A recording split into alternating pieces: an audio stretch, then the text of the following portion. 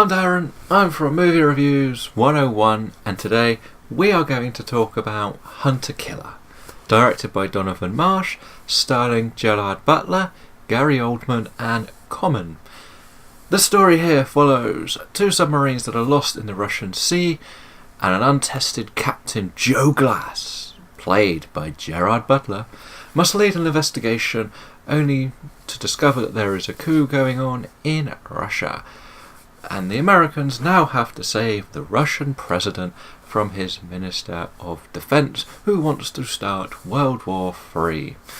This is an action thriller. Yes, it is a bit of a popcorn movie, so we're going to go into the ups. The three things that I think are most notable about this movie. This movie is a very, very tense movie. We know that when we have submarine warfare, it is going to be very tense because of the underwater aspect. If you get shot, chances are you ain't coming back up.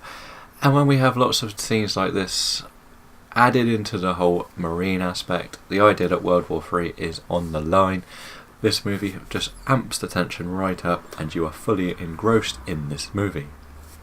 The second thing is I like the marine side of the mission. We have four relatively lesser known actors, mostly known from television roles. We have the generic formula where we have the three older ones and a rookie who gets hazed pretty much by one of them who doesn't like him, who basically should have been played by John C. McGinley if this was about 15 years ago. And the banter between them and their mission is really good watch, even if it's just a side story to what's going on. And the final one is going to be the minefield scene. There is a moment where the submarine has to go through a minefield of water with lots of different sort of traps, and each moment has a different moment of tension because of the different traps and sensors going on through this, and there are just moments where it's dead silence everywhere, and it's a great watch. So the three ups, we're going to go to the three downs. Yes, of course, we have to have three downs because that's the point of these. The first one is, this is just another movie to go, look, we're America, we're great, we're going to save the world. Yes, even though most of the actors in the leading roles are British, Gerard Butler and Gary Oldman, most notable. The second one is, I felt like some of the shots, especially with the large shots of standing next to the submarine and the fleet shots, were a bit either stock photos and green screen. It just didn't feel like they had been shot for this movie. While they aren't going to take too much away from the movie, it just is a bit of a down.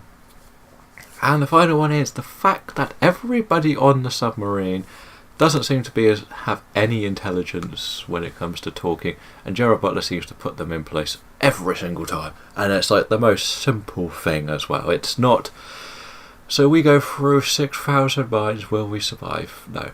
It's sort of like, do birds fly? And I don't know if birds fly. They go, yes, they do. And that's the kind of messages he sends to his crew, that he's smarter than them because he is at their level, because he's came up. It got a bit, there was a couple you're going to like go, you'll sort of cringe and laugh and go, no, you wouldn't say that on the bridge of a submarine. But anyway, overall, this is a bit of a surprise package for me. We know how we had like American Assassin last year. It sort of, nobody really had any buzz about it. It came out so pretty good. I like that one. This is going to get those sort of nods, I believe. I like these sort of tension-based action thrillers where there's a lot on the line. So I'm going to give this a 4 out of 5. Yeah, 4. Yeah, let me know in the comments what you thought of this movie. And until next time, I'm going to go and submerge myself in another film. Da-dum-bum.